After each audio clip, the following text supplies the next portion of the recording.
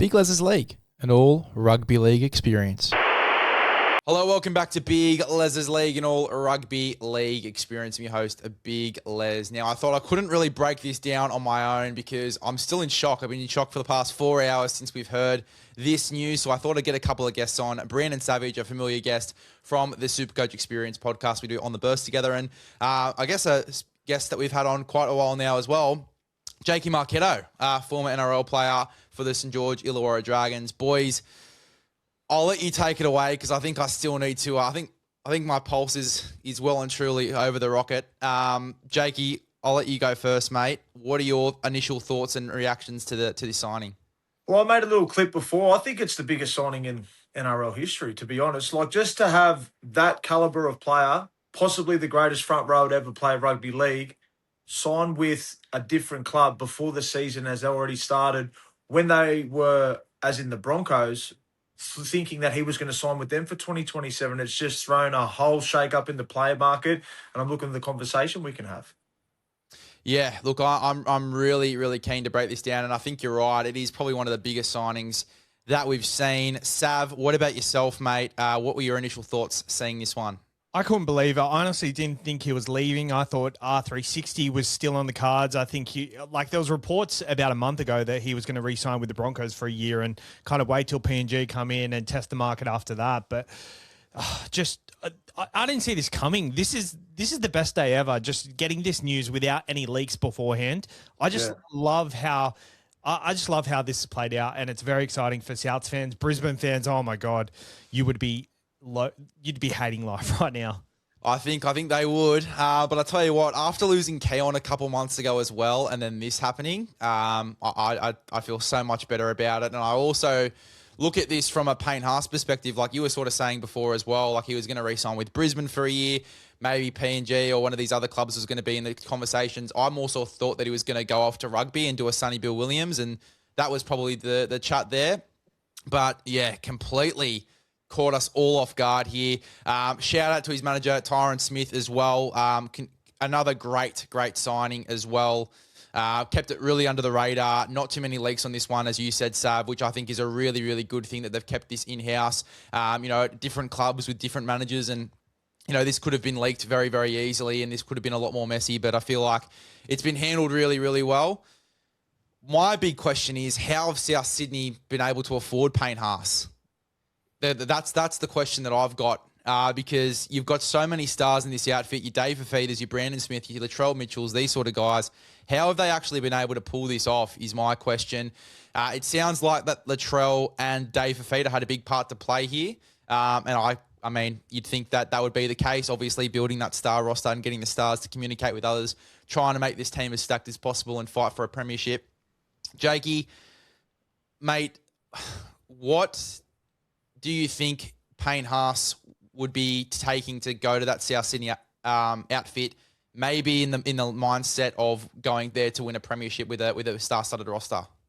Well, you'd think so. That you look at their roster and it's moving forward. It looks like it's built for winning. Obviously, Wayne's at the helm, and I have no doubt also Wayne had some influence on getting him there. The big one for me is how the roster's going to look like for South Sydney in 2027, because they've got Cody Walker coming off the book, so I imagine they've used his money to be able to sign Payne Haas. So that's maybe a little early sign that Cody Walker will retire at the end of this season.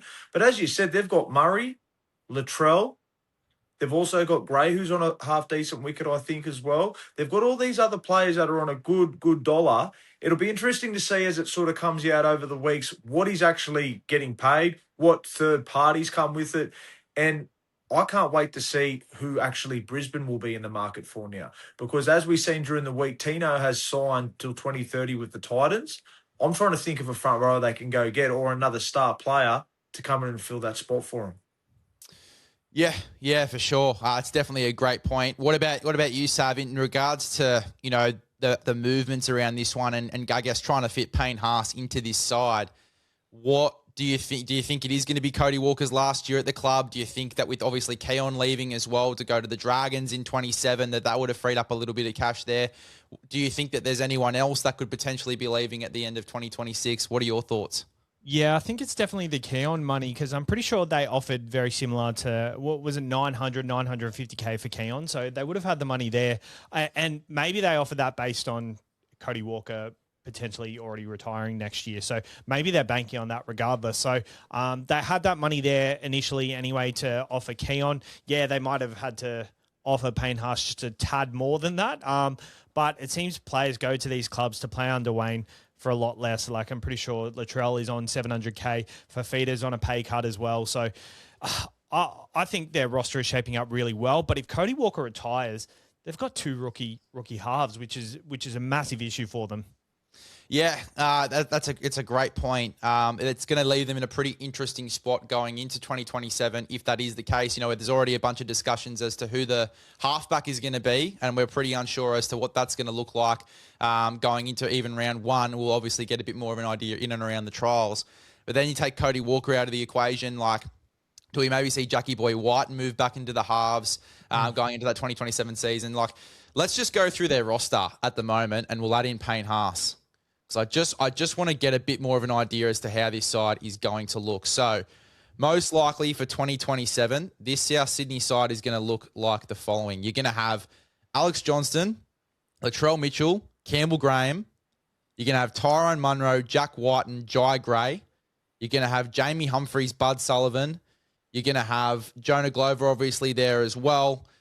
You've then, for the forwards, in regards to stars in this side, you've got Jai Arrow, Bronson Garlick, Tavita Totola. You've got Cam Murray. You've got Pistol Pete, Mamazoulis. You'll have Tallis Duncan.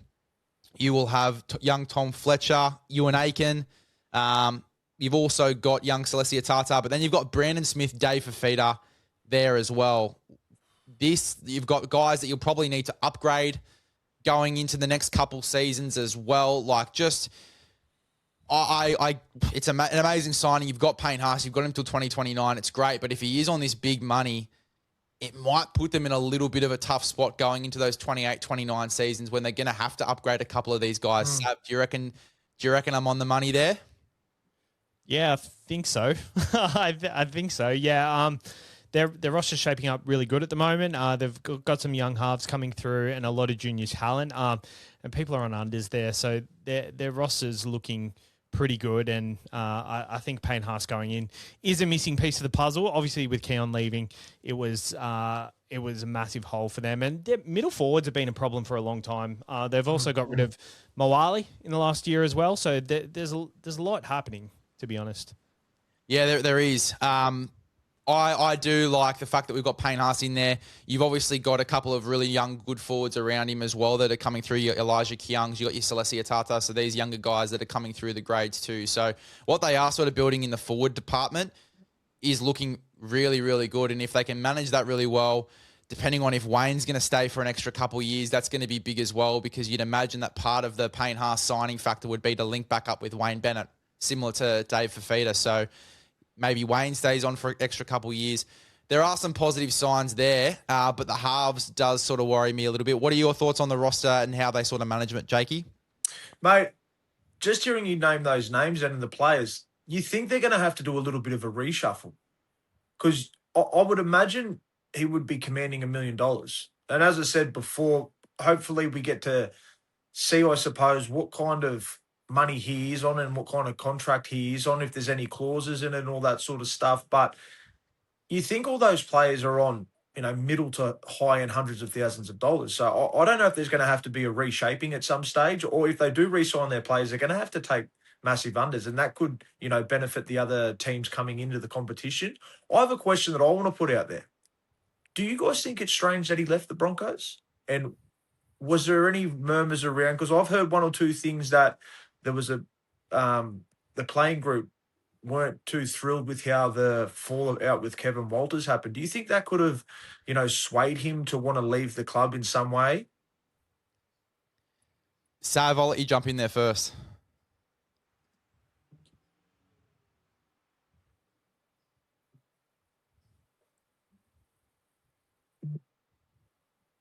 Sav, you there? Yeah, I just lost connection for a little bit. Sorry. All good, all good. The question was that obviously there was a little bit of unrest with Kevy walking out the door a couple of years ago, and that might have been the reason for Payne Haas to potentially leave.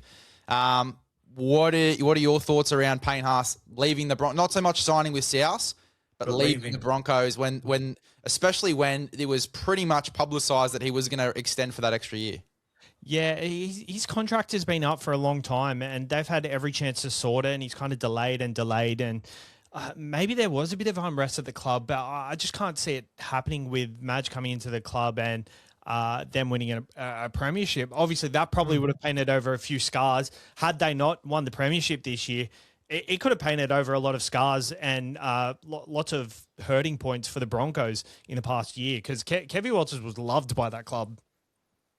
Yeah, he was. And, I think you're right as well. Winning a premiership with a club, it would paint over a couple of those scars. But I almost feel like as well, and this might be a little bit of a stretch, but maybe he's looked at that roster and he's looked at the players that he had around him and he goes, you know what, I can win a comp here. And then I could potentially go somewhere else after that if I still want to leave. And maybe that's what's happened. Maybe he's seen that opportunity with South Sydney. Guys like Dave Fafita and Latrell Mitchell have sort of talked to him and tried to pull him over there, and he's leapt at that opportunity. Maybe that's...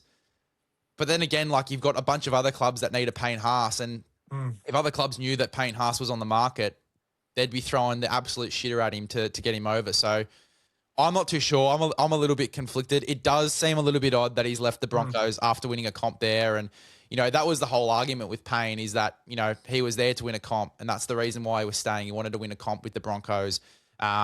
And that was the whole, I guess, premise of him, leaving as well, if he was to leave. And this rumor has sort of been floating around for the past three or 4 years.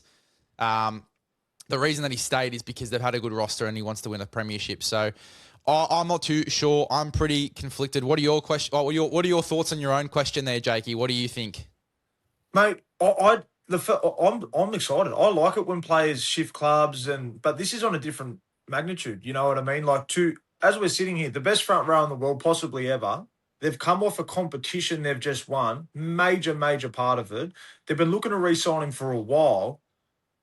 I didn't see him leaving, and then all of a sudden today, he's going to the Rabbitohs for 3 years. Now, there has to be, it just can't be, I just wanted to go. There has to be some reason for wanting to leave, because the Broncos are, in my opinion, the best club to be a part of in the NRL. It's Brisbane. It's a one city town, mate. I live up in Queensland at the moment. You go to Brisbane, it's just Broncos mania. Like it's you get looked after there. They've got the best of the best. You've got Madge in there at the helm now. The club does anything to, make the players' lives as comfortable as possible. You've got all the great staff and the facilities to go to. Obviously, Souths have that as well, but you don't see these types of big name players. Like, he's a tier 1 player shifting before the season starts. I just find it a little bit, confusing just from my end, but I'm also excited for him, and I wish him nothing but the best. And the Souths have an extraordinary player on their roster from 2027 onwards. They do, mate. They do, and we all wish him all the best as well. I think that he's going to excel there at South Sydney. I think that under Wayne Bennett, and the bunch of other players that they've got there, like, it's going to be pretty hard for them not to be a top 8, top 4 threat for that 2027 season. It'll be super interesting to see, I guess, what the go is, why he's left Brisbane. The other interesting factor I want to throw at you boys is that they've announced this signing before the 10-day cooling off period has commenced. So Payne Haas can still go back to Brisbane and go, you know what? Stuff it. I want to stay. He could still turn around and re-sign with the Brisbane Broncos during this 10-day cooling off period. So that does throw a bit of a spanner in the works. Sav, is there any chance for Brisbane Broncos fans that you might see a backflip here? Well, I was waiting for this one. I want to ask your expertise, Jake. Who would be in his ear over this next 10 days, because it has become public? Who would be in his ear from the Rabbitohs? Who would be in his ear from the Broncos? And do you think there's any chance that he would be trying to turn his head? I would like to think Madge, obviously the head coach. I think they will have some sort of third-party sponsor around him, if it's a monetary sort of thing, to say, hey, mate, what can we actually do to keep you here? He may be conflicted in the next 3 or 4 days. Like, that club is obviously, he's been a part of that club for a long time. He's obviously won comps there, played rep footy. He's grown into a man there. I don't know if his family is like, is it settled? Is his family settled up there? As he spoke to them, there's all these little, questions that may pop up in the next couple of days for Payne. You know what I mean? And who knows? The wonderful world of rugby league can get flipped on its head at any given stage. Maybe in 3-4 days he goes back and goes, listen, they've been able to match the offer plus an extra year. My family's settled up here. Always think about them as well. So there's all these little questions that may pop up, or he's already thought about it and gone, you know what? This is for me now, and we move forward. See, I like that take, but then again, he was only going to re-sign with Brisbane for 1 year, and I'm sure that if Brisbane had the opportunity to sign him up long term and keep him there and sign him on a Tino or even a Dylan Brown type contract, they would do it in a heartbeat. It's Payne Haas. They would lock him up long term if they had the opportunity. He was only going to re-sign with Brisbane for 1 year, so I'm not sure that if they were to throw up an extra year or anything like that, that would sort of change his mind. Oh, it's so interesting. I think money's obviously the big corroborator here, and you're right as well. If he is settled up in Brisbane and his family's settled up in Brisbane, then that would make a lot of sense for him to stay there. I'm sure that the money's still just as good as what it's going to be at South Sydney. I'd even argue that if he's going to South Sydney in a star-studded style like that, he might even be taking unders compared to what he could get at Brisbane. Yeah. So, yeah, look, it's going to be an interesting next couple of days. I'm keen to see where his headspace is at. I'll tell you what, I would be very upset as a South fan if he was to backflip and go back to Brisbane. I think it would break my heart just a little bit. But yeah, I think it's every chance. I think it is every chance. He's just won a comp at Brisbane. Jake, you were spot on. His family might be settled up there. There's a ton of factors that could obviously go into him staying at the Brisbane Broncos. Hopefully he comes down to the mighty South Sydney Rabbitohs. I think that would obviously be the best, for all South fans. They were jumping up and down, obviously, with the signing. I was as well. I was pretty much in a state of shock, sitting through Marty Supreme, only thinking about Payne Haas for like 3 hours straight. So, yeah, look, it's going to be really interesting to see how this works out. I'm excited to see what happens, and if it does go ahead, I think it is. Because it is such a big signing, we were sort of talking about this, Sav, off air. Since it is such a big signing, they've obviously chosen to announce it before the 10-day cooling stand down. I want to actually throw back to Dave Fafita because I'm pretty sure that they did a similar thing when he announced to sign with the Roosters. They had announced it before the cooling off period. And then, obviously, we know what happened there. He backflipped and decided to stay at the Gold Coast Titans. So there definitely is every chance in the world that Payne Haas does the same. If he does want to stay up there, he's built a close bond with a lot of those guys, won a premiership, bled with those guys in a grand final. There is every chance he stays up there. I do think, though, he's announced it to his teammates. He's told his teammates he's leaving. So I think that would probably be the nail in the coffin there for him to leave. Sav, is there anything else to add on this Payne Haas situation? Any more questions that you want to throw up? Any more topics that you want to throw up before we wrap up? Yeah, I have a few more. So these big profile signings have backflip, like DCE and Dave Fafita in the last few years. Maybe announcing the signing before the cooling off period is a tactic for the Broncos to be able to rebut that payment, or vice versa. In the Payne Haas camp, maybe they're not happy with what Brisbane are offered, and this is what they've done to kind of target the Brisbane Broncos if he wants to stay, if he wasn't happy with the initial offer. Could that be a potential thing that happens, Jake? 100%. The media at times is used as a tactic point. As it's caught everyone off guard. That was my first thing, is like, why does he want to leave Brisbane? People don't, once people get to those big clubs, they don't leave, mate. They're happy to do that, And the big point, telling your teammates, he's won comps with these blokes. He's played with them through thick and thin. He's won, like, how many of those Brisbane Broncos player of the years awards has he won in a row? He's got a lot of history up there. That's the thing. And it could be a little bit of a media play to maybe persuade, maybe the Broncos aren't living up to their end of the contract, so he's gone and done this at South to see what he can get back there. As I said, it'll be interesting to see what happens over the next 2, 3, 4 days in the player market, and how I suppose, things start to get dripped through the media and we have more conversations around it, because I don't think it's going to be the last we hear of, this situation in the next 10 days. But then I sort of go back to my initial point, which was if Brisbane had the opportunity to pay him big money to stay and give him a multi-year deal offer, they'd do it in a heartbeat, you'd think, because he's the game's best front rower. They've currently got him on their roster. I'm sure, because obviously Adam Reynolds is going to retire at the end of this year, you'd think, so money's going to be freed up there. But they've got the money to extend him long-term, you would imagine. Like, I think if they had the opportunity to extend him on larger money for an extended period, I almost think they'd do it in a heartbeat. So I don't know if what do you think would be if you're Brisbane and you don't want to offer him more money, what would be any possible reason for that? What would be the reason on Brisbane's end not to extend Payne Haas on larger money for a 4 to 5 year contract, other than the fact that Payne Haas only wants a 1 year deal? Is this for me? Yeah, Jakey. Yeah. Well, you got to look at it too, right? They've got their marquee man in regards to the looks and the flash with Reece Walsh. He's pretty much the face of the NRL at the moment, along with Cleary, right? You can only have so many of these players under your cap, right? If you go ahead and go Walsh $1 million, Payne Haas 1.1, 1.2, Ezra Mann's probably on 9, Ben Hunt on this year's on 500. Tony Staggs is there on, that sort of higher end of the 100,000s. Like, maybe Brisbane can't actually afford to give him exactly what he wants. So that what this play is to apply a bit of pressure to Brisbane to see what they can come back with. Again, sometimes these things happen, and maybe he's just gone to the Rabbitohs because they simply can't give him what he desires. And that's the business of rugby league. Or they can come back this week in the next 10 days and all of a sudden go, hey, mate, here's a blank check. What are we doing?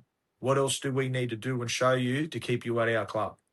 Sav, if you're the Broncos, what are you giving Payne Haas to stay? How high are you going? Oh, you give him whatever he asks for, but Jake's right. Like, you can't be the Newcastle Knights and having two guys on 1.3. It's a business at the end of the day, and they've got their number, and they're probably settled on their number. But they're probably also at the same time not willing to let him go at the same time. So I'm sure they're doing what they can to make it happen, but they physically can't. I actually think before we finish up, like, this is a flow-on effect. Like, this could be disastrous for the club. Jonah Pezzett has just gone to the Parramatta Eels. What if he enjoys it there and then sees Payne Haas is leaving the club? He expected to play behind the best forward pack in the competition. All of a sudden, he's playing in a team on the way up and then going to a team on the way down. Is there a chance he backflips as well? It's a great point. It is a great point. It's not even something that I thought about, to be fair. I think there is. I think there is. The cycle goes fast. So there's a lot will be unpacked over the next couple of days for sure. 100%. I tend to agree. I think there is every chance that, especially if Para go well, like, I've got them in my top 4. Obviously, Sav, we've spoken about it quite a bit on the burst. We think that they could be a really good team this year. I think that if he does go well, they make finals. Para aren't even set on a 5'8", really. They're really hoping that this Lorenzo Talatena kid excels and they can bring him straight in. Maybe there is every opportunity that Pezzett looks at the situation and goes, you know what, I've just gone really, really well with Parramatta. Broncos, they've just lost Adam Reynolds and they've lost Payne Haas, and they'll potentially lose Ben Hunt as well if he chooses to retire. Maybe he does decide to backflip. Jake, what are your thoughts? I see Pezzett going. I see the opportunity to be a Brisbane Broncos halfback just too enticing. It's the prestige club in the NRL, in my opinion. They're just the best club. I don't know how else to put it. The way that it's marketed, the way they look after their players, as I stated before, the facilities. In my opinion, if you've been gifted the keys to the castle as a 7 halfback of the Brisbane Broncos, regardless to where you are and what sort of year you have the year before, on the very unique deal that Pezzett is on, you still go. Again, rugby league is funny. At the moment, we can see with contracts how people can, I suppose, dance their way through them at times. But for me, if I was in Pezzett's position, I'd be having a blinder of a year this year regardless of what's going on somewhere else, and putting my stamp on that club when I get the opportunity to be up there. Yeah, I agree. I think that there is he's got the chance to be a starting 7 over at the Brisbane Broncos.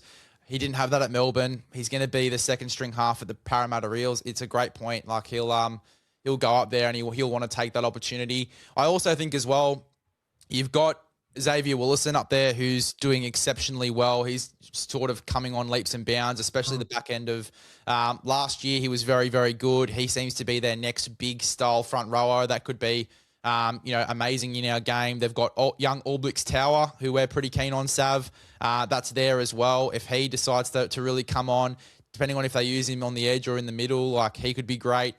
They've got a couple of young guys coming through as well. Your Bentacoras, these sort of guys. So at the end of the day, they're still going to have that go forward. They're still going to have elite go forward. And not only that, they've got young guys that they're going to have for the next 10 to 15 years as well. So I think that at the end of the day, if they don't get Payne Haas, I don't think it's the end of the world. You've got Reece Walsh, Ezra Mam, Jonah Pezzett. You've got young Blake Moser there at 9, and then you've got a really strong young pack. I think that they're going to do just fine in the next couple of years, the Brisbane Broncos. So that'll be, I guess, the interesting watch for sure. I'm really keen to see how this plays out. If Payne Haas does backflip, maybe if Payne Haas decides to go elsewhere, decides to just go to rugby off the back of this as well, that's every opportunity that comes because, the Wallabies will pay him big money too. What happens over the next couple of days is going to be super interesting. And I am excited as a rugby league fan to see it play out. But as a Souths fan, I'm shaking in my boots a little bit. I'm not going to be comfortable until this is done and dusted, until that this is all sorted. So we'll have to wait and see what happens. But thanks for hopping on, boys. I really do appreciate it. It's been a really good chat. Just quickly before we go, Sav, do you think he's going to backflip or do you think he's going to South Sydney? No, he's not going to backflip. I know it doesn't make sense. It was a massive shock, but you don't do that to Wayne. I don't think players will do that to Wayne. I know Brendan Smith done it to Wayne famously, but look where he is now under Wayne. So I don't think people burn Wayne too much. What about you, Jakey? Do you think he's going to backflip or do you think he's signed with South Sydney? I don't know if he is, but there's potential there. I just don't see Brisbane going down without a fight. Even though you named all those young forwards that are coming through, there's only one Payne Haas. So I'm interested to see what the Broncos put together to possibly lure him back for those years. But it's going to be interesting. But I wouldn't write anything off. All right, boys. We'll have to wait and see. We'll have to wait and see over the next 10 days. We need someone out the front of his house to see if he's got a random boat that pops up there or something. Yeah, the TVs, the big screens. He might own the pub on Caxton Street now. Maybe the Broncos ring up the Dragons and see if they can get a couple of helicopters parked out the front as well. We'll have to wait and see. Yeah.